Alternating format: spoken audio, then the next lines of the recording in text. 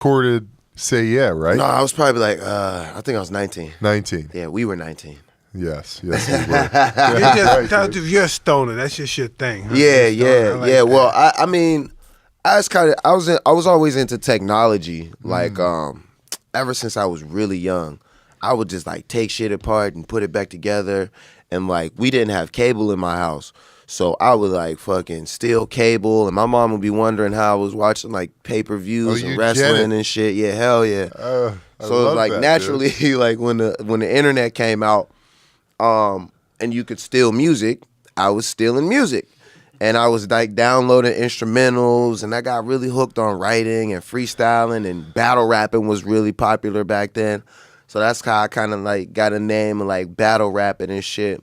So it was like definitely something that I pursued like through my teens, and that I always knew like in the back of my head, like, yo, this is what I really wanted to do. Like, I played sports as a kid, like, you know what I mean? Like, so did anybody come out of Pittsburgh that succeeded in the rap business that you looked up to? Not at the time, because everybody was much like I never older. heard anybody from Pittsburgh. Yeah. Nobody ever came out of Pittsburgh? There was honestly the one person that I could say who had done it like for my generation, because I was in like middle school, high school when he was doing it. His name is Joe Beast. And he had signed with Dr. Dre, and he was out here working with G Unit and like making mixtapes and shit like that when that shit was really popping. Yeah. So like being from the Berg and knowing about Joe Beast, that was the thing. But there were a lot of cats. There were a lot of producers. There were a lot of underground, you know what I mean, people behind the scenes.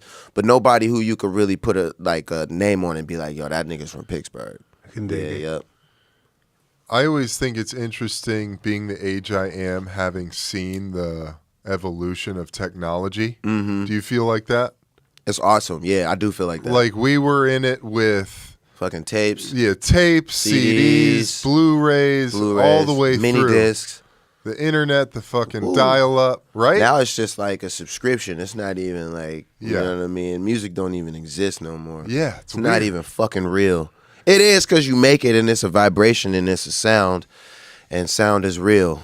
But that's the only way. It is interesting. What do you think about that, Mike? I can remember when hip hop first started, like in the 80s, 1980, 79, and everybody they would bring out their turntables in the park or something, and everybody, all the street kids, all the hustlers, all the gangster guys, everybody would be out. Anybody from any kind of mischief, anything, they all be out and all in the same vicinity, looking. God forbid if you look at somebody, if you could connect eyes with somebody, step on somebody's shoes or something, it's a fight or a gun battle right away. It was just intense back then. Rapping was intense back then. Oh, it's fucking dangerous. Yeah, I looked in the 80s. Scary. If you look at 88, the top 10 rappers all have records, all are capable of killing you. You look at the top. That's insane. You look at the top 10 rappers now. You might mistake them for boy bands sometimes. Listen to Mike. No, serious. No, I know. Dude, you're right. You're totally those guys right, were very bro. dark back then. Yeah. They're very dark in the 80s. Yeah. They're very, very dark. Yeah. They had a lot. There was a lot. They were getting I was beat. born in 87. A lot of them was getting beat for their money. A lot of guys didn't understand the business. It was new to them. They didn't understand getting money for this stuff they did every day. I mean, it was raw as fuck back then, right? Yeah. Like crazy. Tupac was a really interesting guy. I think a lot of people were really fucking scared for their lives at that time. No, life wasn't worth shit back then. That's crazy. Like the crack epidemic came up. Friends were killing friends, robbing friends. That is insane. You know? Like, there's two different levels to like where the art was at and where the business was at. Like, the rappers were just coming out of that. They were looking at we don't have to do that no more. Let's go in here. And sometimes they get pulled back down into that stuff. Yeah. We lost a lot of rappers and entertainers back then, and good people back then. Then it was hard for cats to like really separate from that shit too. Yeah.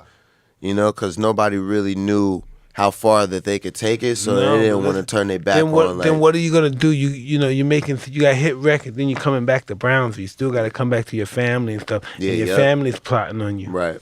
It's then it's so crazy too, because it's like